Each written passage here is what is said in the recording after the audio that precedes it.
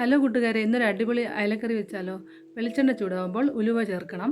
എന്നിട്ട് ഇഞ്ചിയും വെളുത്തുള്ളിയും അരിഞ്ഞത് ചേർക്കണം. കൂടെ കുറച്ച് ഉണക്കമുളകും കൂടെ ചേർക്കണം കേട്ടോ. നന്നായി വഴറ്റണം.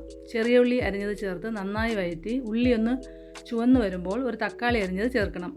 ആവശ്യത്തിന് ഉപ്പ് ചേർത്ത് നന്നായി വഴറ്റണം. മഞ്ഞൾപ്പൊടിയും മുളക് പൊടിയും മല്ലിപ്പൊടിയും ചേർത്ത് നന്നായി മിക്സ് ചെയ്യണം.